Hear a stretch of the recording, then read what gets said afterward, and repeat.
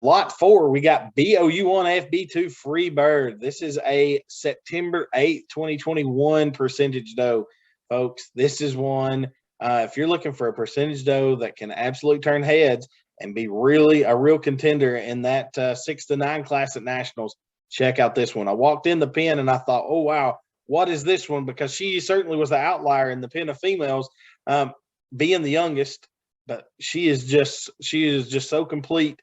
So freaky fronted and put together so superbly. You got to love her. And you check out that pedigree, folks. Untouchable, Gray Goose over Avery, back to absolute standouts beyond the status quo and Jasmine.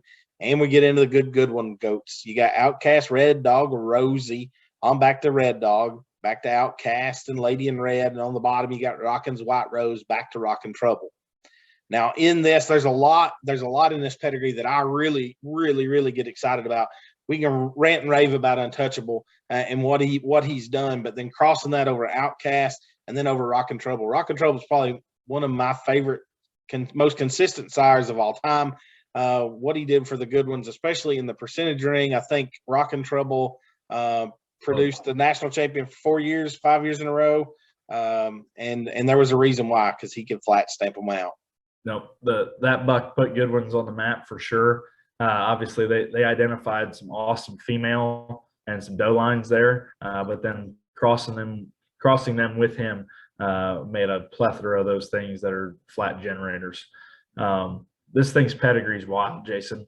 Obviously, Untouchable would have sired the doe that just won Louisville, and has been doing a good job for years. I mean, he's ennobled long before that, but that's kind of the first big one that we had when we were using him.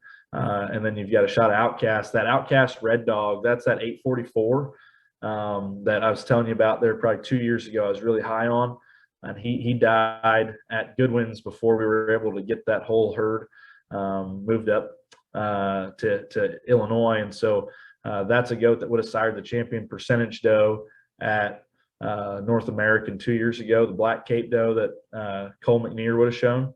Yep. And then obviously, like you talked about with the Rockin' Trouble, Cole McNear showed that white-eared doe at Nationals 3 years ago, I believe, under you guys. Yep. And would have been a national champion in the open show and the junior show. So there's some pedigrees and some lines there that are pretty well known. The neat deal too, Jason, is this doe, obviously she's a traditional and kind of universally accepted in terms of type and kind. When we started launching those pictures, I had a bunch of calls from guys from the weather deal were asking, hey, what on earth is this thing? But realistically, you can take this type of female and make weathers, but kind of nestled back in there, there's that dappled gene. And realistically, you could take her and mate her to the right line of that colored stuff. And we've had as good luck making colored goats out of traditional does that have that back in there. Gary and Sandy Duncan bought a couple of traditional does from us that were out of 844, that Rockin' Cool Dog or whatever his name was. We called him 844. They bought a pair of does sired by him, and Sandy kind of broke the internet there a month or so ago with a really good dappled goat, little baby picture that was out of one of those does. No doubt. I know that as we get back into this industry, we certainly are playing with some colored goats, and the possibilities of what you could get in terms of color and quality in offspring on this female is one that gets you pretty excited. And then you just watch her move. She's long-sided, she's up-fronted, she's sound as a cat, thick from end to end. She's long. She's the kind that you get excited about. She's the type of percentage though I certainly would love to see in somebody's donor pen. I value her and that good and ready to rock and roll and really kind of create her own legacy in this world.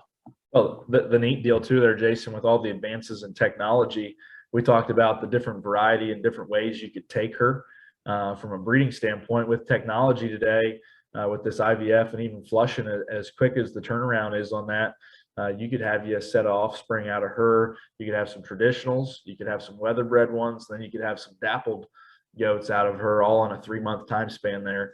I think sounds like a pretty good way to make some money. I agree with you, and I'm pretty high on this one, as folks have called. If they're looking for a percentage though, I certainly tell them to look at this one because I think there's a lot of good here, and I certainly don't have to be showing behind her, but I'm excited to see this one in the show ring and showing here shortly. All right.